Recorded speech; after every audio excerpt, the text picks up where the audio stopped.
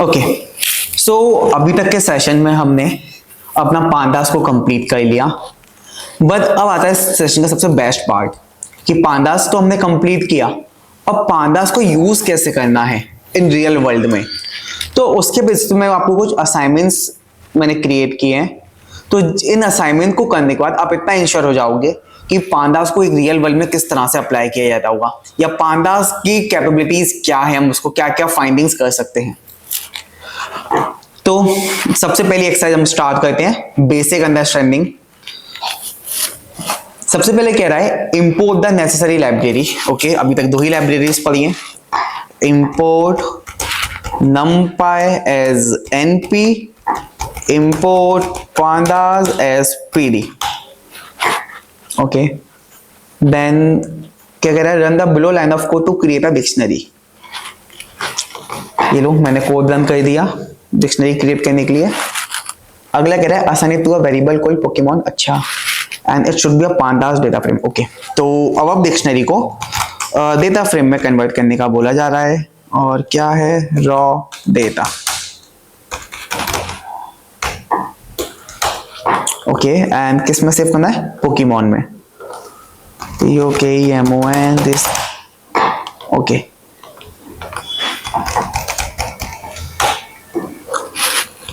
अगला question, change the order of the columns in ascending order and okay, ये काफी अच्छा क्वेश्चन है, एकदम टेक्निकल क्वेश्चन है। क्वेश्चन ये कह रहा है कि आपके पास जो डेटा फ्रेम दे रखा है उसमें जो कॉलम का ऑर्डर है वो आप असेंडिंग ऑर्डर में अरेंज कर दो, और उसके बाद उनकी वैल्यूज को भी अरेंज कर दो। क्वेश्चन समझो, क्वेश्चन क्या कह रहा है कि आपके पास जो डेटा फ्रेम गिवन है उसके कॉलम को असेंडिंग ऑर्डर अरेंज करना, उसके बाद उनकी वैल्यूज को भी असेंडिंग ऑर्डर में अरेंज करना। ठीक है, इसको थोड़ा सा स्मार्टली करते, एकदम प्रोफेशनल तरीके से एकदम। सबसे पहले अगर मुझे अपने डेटा फ्रेम के सारे कॉलम्स नेम डिस्प्ले करने तो क्या कमांड थी हमारे पास, Pokemon dot columns.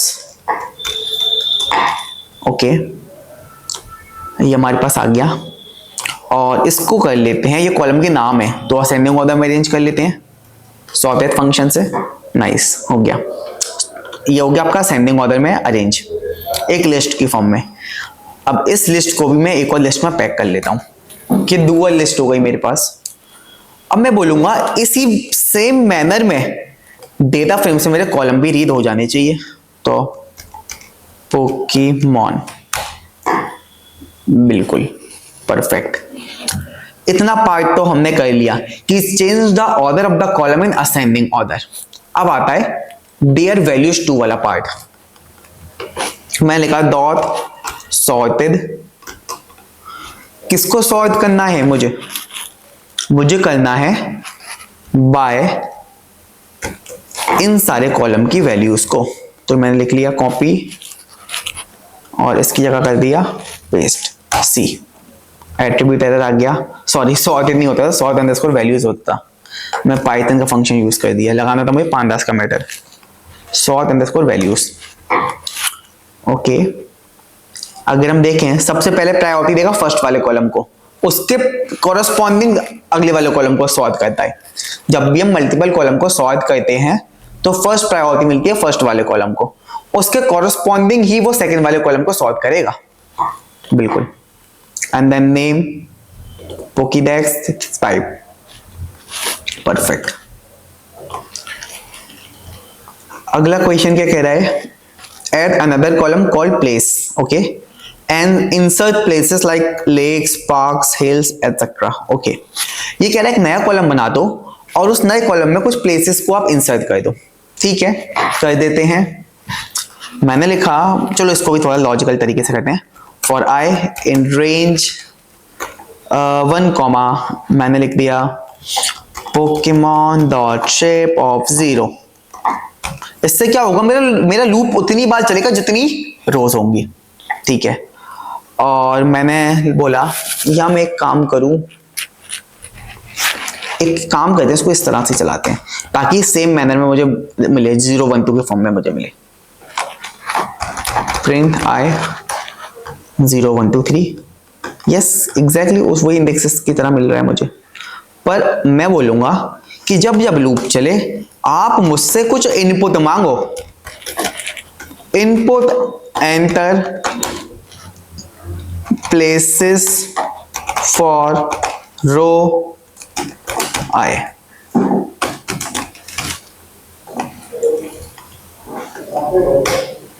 Enter places for row I. अब जो भी मुझसे इनपुट मांग रहा है मैं उसको लिस्ट में अपेंड भी कर देता हूँ यहीं एल डॉट अपेंड, थोड़ा सा मैं डायरेक्टली कर रहा हूँ बस। Then list equal to, then print list करूंगा, या मैं पूरा एक बार में ही कर लेता हूँ पोकेमॉन, और मैंने बोल दिया input enter column name equal to मेरा लिस्ट, और उसके बाद अपना डेटा फ्रेम भी प्रिंट कर लेते हैं। रन किया, एंटर प्लेसेस फॉर रो 0, रो 0 के लिए कुछ प्लेसेस मांग रहे हैं, मैं डाल दिया स्काई। एंटर प्लेसेस फॉर रो 1, मैं डाल दिया स्नो। एंटर प्लेसेस फॉर रो 2, मैं डाल दिया हिल्स। एंटर प्लेसेस फॉर रो 3, मैं डाल दिया विंड। कॉलम का नाम क्या रखना है, मुझे रखना है प्लेस। यस, यही तो मेरा क्वेश्चन था कि एक कॉलम ऐड करना था प्लेस, ठीक है, उसमें कुछ वैल्यूज होनी चाहिए थी, लेक्स, पार्क्स, हिल्स, इस तरह से मैंने कुछ इसमें वैल्यूज भी एंटर करा दी। अब अगला क्वेश्चन पे हम मूव करें, display the data type of, तो ये क्वेश्चन है हमारा, display the data type of each column. Simplest question इस पूरी एक्सरसाइज का, हर कॉलम का डेटा टाइप डिस्प्ले करना है। तो क्या है हमारे पास, पोकेमॉन डॉट इन्फो, सिंपल सी। ईच एंड एवरी कॉलम का भी आप डेटा टाइप डिस्प्ले कर पा रहे हो, ईच एंड एवरी कॉलम्स का। अच्छा, एक क्यूरियोसिटी है मेरे माइंड में, एक चीज करके देखता हूँ, मे भी काम करेगी कि नहीं करेगी। आई विश काम तो करनी चाहिए। इस पर काम नहीं करेगा इस सीरीज पे, नो इशू, ठीक है। तो इस तरह से हमने ईच एंड एवरी कॉलम का डेटा टाइप भी डिस्प्ले कर लिया। तो अभी हमने जो फर्स्ट एक्सरसाइज करी बहुत ही बेसिक एक्सरसाइज थी, मैंने इसी तरह से काफी सारी एक्सरसाइज क्रिएट की हैं जो जो आपने टॉपिक पढ़े, लाइक सिंपल जॉइंस नाम का टॉपिक पढ़ा होगा, जॉइंस नाम का टॉपिक, उस पर एक्सरसाइज क्रिएट किया। लैम्डा फंक्शन पढ़ा था हमने, उस पर भी डेडिकेटेड एक्सरसाइज है। फिर हमने जो चीज नहीं पढ़ी है डेट टाइम के फंक्शन, उस पर भी एक्सरसाइज है। आपकी एग्रीगेशन फंक्शन पे मैंने एक्सरसाइज क्रिएट किया है, और मैं बात करूं फिल्टरिंग एंड सॉर्टिंग पे भी एक्सरसाइज मैंने क्रिएट की हुई है, मिसिंग वैल्यूज पे भी क्रिएट किया। फिर एक्सरसाइज क्रिएट करने के बाद दो मेरे पास 5-10 के इंटरव्यू असाइनमेंट भी हैं, वो भी हम सॉल्व करने वाले हैं आगे जाके। चलिए, ये हमने किया, अब नेक्स्ट असाइनमेंट की तरफ मूव करेंगे हम अपना। ओके, अब नेक्स्ट एक्सरसाइज पे हम मूव करते हैं, हमारी ये है ज्वाइंस के ऊपर। हमने कंकैटिनेशन, मर्जिंग कुछ पढ़ा था, अगर आपको याद हो तो उस टॉपिक पे बेस्ड है पूरी इंटायरली एक्सरसाइज। तो फर्स्ट क्वेश्चन क्या कह रहा है, इंपोर्ट द नेसेसरी लाइब्रेरीज, ठीक है, कर लेते हैं। Import numpy as np, import pandas as pd, import the dataset car1 and car2। Okay, दो डेटासेट इंपोर्ट करने की बात चल रही है। pd.read underscore csv cars1, ठीक है, इसे ले लिया df1 में मैंने, और df1 डॉट हेड ऑफ 2 रख लेते हैं इसको ऐसे। अच्छा, इसमें अननेम भी है कुछ, ओके। देन cars2 भी हमें रीड करना है, df2 cars2, ओके। एरर आ गया, चेक करते हैं एरर क्यों आया है। फाइल नॉट फाउंड मीन्स मेरी फाइल का नाम कुछ गलत है। चेक कर लेते हैं क्या इशू मेरी फाइल के नेम में। cars2 आई गेस नाम तो सही है, क्या इशू आया, ठीक है, ओके। तो ये हो गया cars2 वाला data read. Assign each to a variable called car1 and car2, okay. df1 df2 में असाइन नहीं करना, वो आपको बोलाना है car1 car2 के नाम से, no issue. cos1 equal to df1, cos2 equal to df2. It seems our first data has some unnamed blank columns. अरे रे, एक cos1 नाम का डेटा है, उसमें कुछ ब्लैंक कॉलम्स हैं। कार्बन नाम के डेटा में कुछ ब्लैंक कॉलम्स, ठीक है, इसको हैंडल करते हैं। कार्बन वाले डेटा में अननेम्ड ब्लैंक कॉलम है, ठीक है। अब देखिए जनरली ये काम स्टूडेंट्स कैसे करते हैं, क्योंकि अभी तक जो स्टूडेंट जिस लेवल पे पढ़ा होता है वो किस तरह से सोचते हैं इस तरह के डेटा को। वो क्या करते हैं, just cos dot drop columns equal unnamed 9 लिखेंगे, कॉमा उसको फिर 10 लिखेंगे, अननेम 10। बहुत बकवास सी अप्रोच फॉलो करते हैं स्टूडेंट्स। फिर इसको यहां पे जाके 11 लिखेंगे। अब मुझे लगता है कि अब आप लोगों को बताने की जरूरत नहीं पड़ेगी मुझे कि इस अप्रोच का सबसे बड़ा डिसएडवांटेज क्या है। 13 ऐसे करके तो स्टूडेंट करते हैं। ये तो 1 2 3 तो 5 कॉलम थे, आपने मैनुअल नाम लिख लिया। 50 कॉलम के 50 कॉलम को मैनुअल लिखते रहोगे, ठीक है। तो स्मार्ट अप्रोच बताता हूं मैं आपको थोड़ा सा। देखो अगर आप इस डेटा को थोड़ा सा समझो तो यहाँ पे एक पैटर्न नोटिस करोगे। वो पैटर्न क्या है, जिस पैटर्न की बात करूं मैं, देखो पैटर्न क्या है, यहाँ पे जो भी आपकी मिसिंग वाला जो डेटा है ना, सारी की सारी कॉलम्स लास्ट में है। यहाँ एक पैटर्न है कि सारी की सारी मिसिंग डेटा क्या है, लास्ट में, ठीक है। तो क्या लगा सकते हैं हम इसके ऊपर, स्लाइसिंग कर सकते हैं ना अपना। स्लाइसिंग कैसे, cos1 डॉट ilog, देखिए रोज तो सारी आ जाएंगी हमारी, पर मैं यहां से लेके यहां तक का डेटा रख लूंगा। तो 0 से लेके 0 1 2 3 4 5 6 7 8 मीन्स 0 is to 9, एक एक्स्ट्रा लेंगे ना हम। तो ये हो गया मेरा कोलन ऑल रोज के लिए, कॉमा 0 कोलन 9, ये आ गया, ठीक है। देन उसके बाद लिया मैंने, इसको सेव कर लिया cos1 के अंदर ही, ठीक है। अभी मैं सेव नहीं कर रहा, ठीक है, मैं आपको बस एक अप्रोच बताइए। अब ये अप्रोच तो बहुत अच्छी अप्रोच है, पर इस अप्रोच में एक प्रॉब्लम क्या है कि यहां में एक पैटर्न देखने को मिल गया कि सारे के सारे मिसिंग कॉलम क्या थे, डेटा फ्रेम के सब लास्ट में थे। पर क्या होता कहीं बीच में होते। इमेजिन करो कि ये डेटा फ्रेम कुछ इस तरह का दिखता कि ये दोनों कॉलम होते कहीं यहां पे, ठीक है, और ये अकेला कॉलम होता कहीं यहां पे, फिर एक कॉलम कहीं यहां पे होता, दूसरा कॉलम कहीं यहां पे होता। कितना मुश्किल काम हो जाता है इस तरह से, क्योंकि स्लाइसिंग इस तरह से नहीं कर पाते आप, राइट। तो उसके लिए भी एक बहुत स्मार्ट अप्रोच बता देता हूं मैं आप लोगों को। ये अप्रोच मुझे बहुत अच्छी लगती है, पर इसके लिए एक डिस्क्लेमर है इस अप्रोच के लिए जो मैं आपको बताऊंगा। मैं लिखा cos1 डॉट ड्रॉप, क्या चीज ड्रॉप करना है मुझे, मेरा na, ठीक है।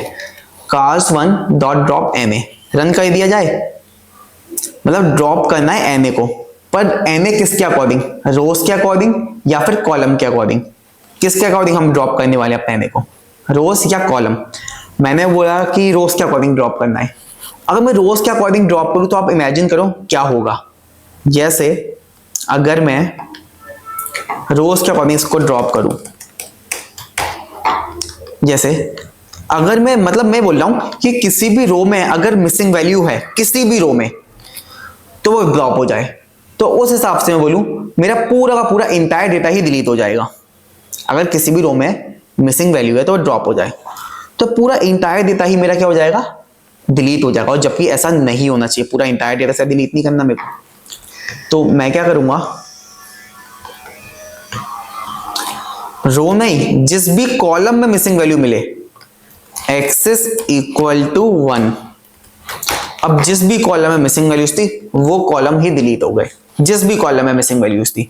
और मेरे पास क्या थे, जो अननेम वाले कॉलम थे वो पूरे ही ब्लैंक थे, तो पूरा डेटा ही डिलीट हो गया मिसिंग वाला। पर इस अप्रोच में एक प्रॉब्लम ये आ जाती है अक्सर कि क्या होता अगर इस कॉलम में गलती से एक मिसिंग वैल्यू होती तो पूरा इंटायर कॉलम ही ड्रॉप हो जाता।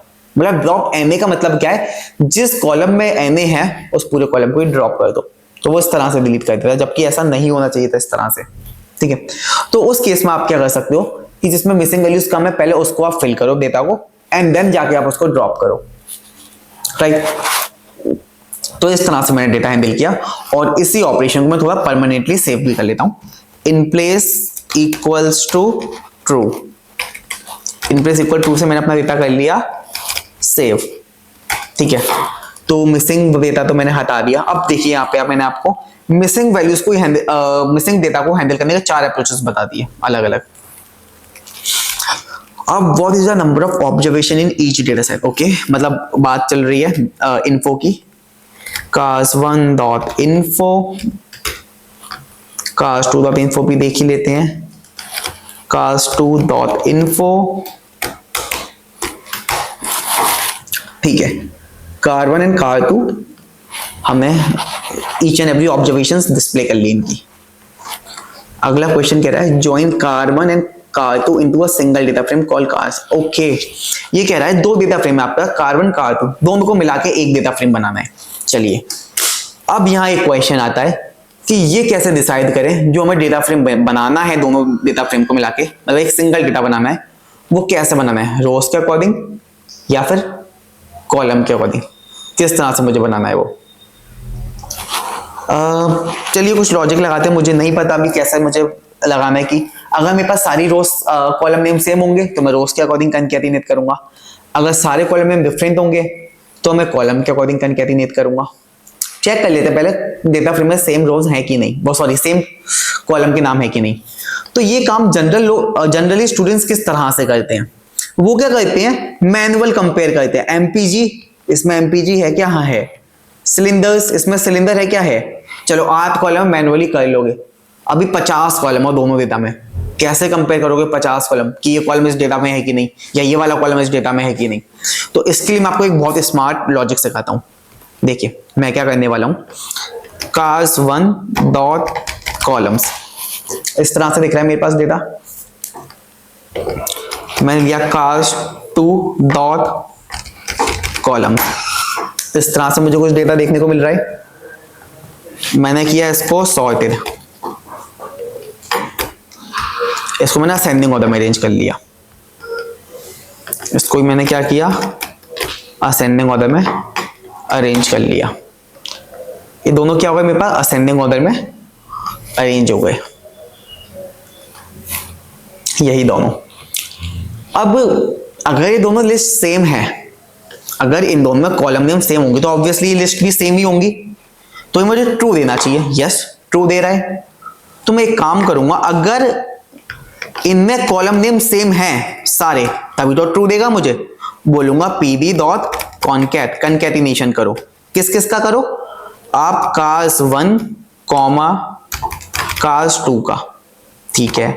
और कैसे करोगे, जब कॉलम नेम सेम होती है तो हमने सीखा था x is equal to 0 means rows के अकॉर्डिंग, और ये रिटर्न मैं एक फंक्शन के थ्रू करूंगा।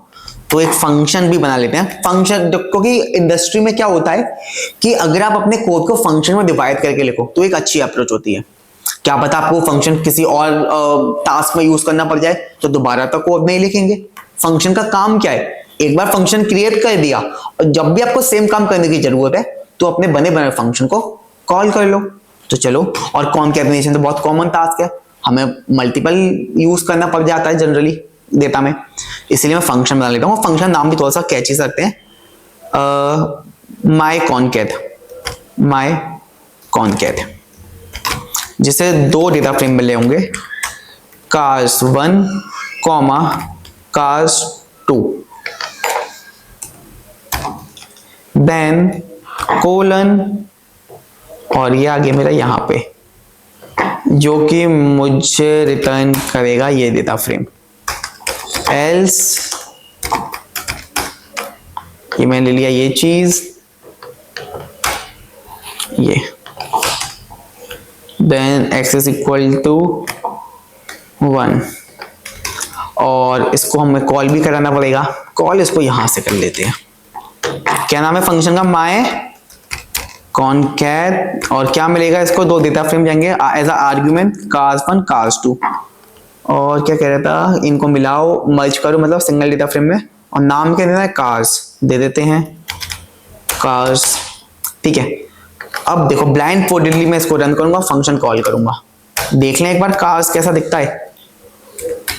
चेक किया, 398 रोज दिख रही हैं। अब 398 रोज क्यों है चेक कर लिया जाए। पहले डेटा फ्रेम में 198 रोज थी, और दूसरे में कितनी थी? 200। 200 प्लस 198 कितना होता है? 398। और देखो कितनी रोज मिल रही है मुझे? 398। पर एक चीज समझ नहीं आई मेरे, ये 199 क्यों है? आना 397 चाहिए था, पर ये 199 क्यों है? ये 199 क्यों है? क्योंकि आपको भी पता है इसने क्या किया होगा, 198 के नीचे ही 198 के नीचे ही 200 वाला जो डेटा था उसको ऐड किया हुआ। पर कहां से? 1 से स्टार्ट, मतलब ऐसा। थोड़ा सा मैं आपको ब्रीफ करूं कि ये डेटा फ्रेम 1 है जिसमें 1 से लेके 198 रोज हैं, और इसी के नीचे से 1 से चालू हो गया 200 रोज वाला डेटा, इसीलिए। पर मैं बोलूंगा नहीं, इसके इंडेक्स को रीसेट कर दो, तो मैं रीसेट करने का 1 से पूरा का पूरा 397 तक आ जाएगा। इस तरह से इंडेक्सिंग नहीं होती, रीसेट मतलब 0 से चालू हो जाए पूरी इंडेक्सिंग। तो मैंने क्या किया कि मैंने लिया dot reset underscore index, dot reset underscore index. ठीक है, रन किया, एक बार दोबारा चेक करें। अरे ये तो पुराने इंडेक्स को शिफ्ट करने लग गया, ऐसा तो नहीं करना चाहिए। एक काम और करते हैं, ड्रॉप इक्वल टू ट्रू। देखो कितना स्मार्टली हम अपने फंक्शन को इतना स्मार्ट बना रहे हैं कि सब तरह की सिचुएशन को वो हैंडल कर पाए, किसी भी तरह की सिचुएशन आ जाए। देखा जाए, अरे वाह, बिल्कुल। देखो कितना स्मार्ट फंक्शन हमने लिखा जो किसी भी तरह की सिचुएशन को बहुत इजीली हैंडल करा सकता है हमारा ये फंक्शन, राइट। तो अब अगर मुझे कभी भी ज्वाइन करने की नीड पड़ी, मैं पूरा कोड नहीं लिखूंगा। मुझे पता है मेरा ये फंक्शन है, उस फंक्शन को मैं कॉल करना पसंद करूंगा पूरा कोड लिखने से अच्छा। अब 2 क्वेश्चन और हैं इसमें छोटे से, इनको भी बात कर लेते हैं। क्या कह रहा है? There is a column missing call owner. अच्छा, एक ओनर नाम का कॉलम मिसिंग बता रहा है। ठीक है, क्या करें? एक रैंडम सीरीज बनानी है, ठीक है, जिसमें वैल्यूज को नीचे 15,000 टू 73,000। ये थोड़ा लॉजिकल नहीं है, काम करते हैं। ओनर 15,000, किसी कार के ओनर 15,000 थोड़ी ना होंगे, ठीक है, वो तो मैंने ऐसे ही वहीं लिख दिया था। मैं एक काम करता हूं, 1 से लेके 4 रख लेता हूं, ठीक है। तो मैंने अपने जो ओनर्स की वैल्यू रख ली 1 से लेके 4 तक। अब मैंने क्या किया, कार्स में मेरा डेटा था, ठीक है। पहले एक रैंडम नंबर की सीरीज बोल रहा है ना वो, np डॉट रैंडम इंटीजर, और उस इंटीजर की वैल्यू क्या होनी चाहिए? 1 से लेके जितनी मेरे डेटा में रोज है वहां तक। तो कैसे डिस्क्राइब करूं मैं उन रोज को? 1 से लेके रोज तक, पहले तो 4 के बीच में रखना है, तो 1 से लेके 5 तक आनी चाहिए। पर कितनी वैल्यूज मुझे चाहिए? 4 क्यों नहीं आ रहा भाई? हाँ, आ गया 4, ठीक है। कितनी चाहिए? जितनी रोज है उतनी चाहिए। तो ये लो, कार्स डॉट शेप ऑफ 0। अब मैं सोचता हूं अब आप लोग समझ पा रहे होंगे कार्स डॉट शेप ऑफ 0 क्या रिटर्न करा रहा होगा मुझे। देखिए, जितनी वैल्यूज की रिक्वायरमेंट थी उतनी वैल्यूज आपको निकल के मिल गई। अब ये ना टोटल रोज की इक्वल होगी। डॉट साइज करके दिखाऊंगा मैं आपको, 398 आएगा। और किस में रखना था? ओनर्स के नाम से। ये मैंने ओनर्स के नाम से इसको सेव भी कर लिया, ओनर्स। अब इसमें लास्ट कॉलम कह रहा है add the column owners to cars 1। अच्छा, जो ओनर्स वाला कॉलम है उसको ऐड कर दो, ठीक है, कर देते हैं। कार्स ओनर्स नाम से ऐड करना है, और क्या है उस हमारी सीरीज का नाम जिसमें सारे ओनर के नाम, ओनर के नंबर ऑफ ओनर्स हैं, ओनर्स नाम से ही है, ठीक है। और एक बार कार्स को डिस्प्ले भी करा लेता हूं। यस, नाइस, हो गया। कि हमने क्या किया, पांडास को किस तरह से हम यूज करें, और यहाँ पे हमारा मेजर क्या था इस मतलब इस एक्सरसाइज को करने का एजेंडा क्या था, एक स्मार्ट फंक्शन बनाया, और वो फंक्शन इतना स्मार्ट है कि अगर उसमें कॉलम नेम सेम होगा तो अपने आप ही कंकैटिनेशन कर देगा अकॉर्डिंग टू रोज, अगर कॉलम नेम सारे डिफरेंट होंगे तो कंकैटिनेशन कर देगा according to a column, right. तो ये हमने जो एक्सरसाइज की, ये की हमने ज्वाइंस के ऊपर। अब नेक्स्ट एक्सरसाइज की तरफ मूव करते हैं अपना।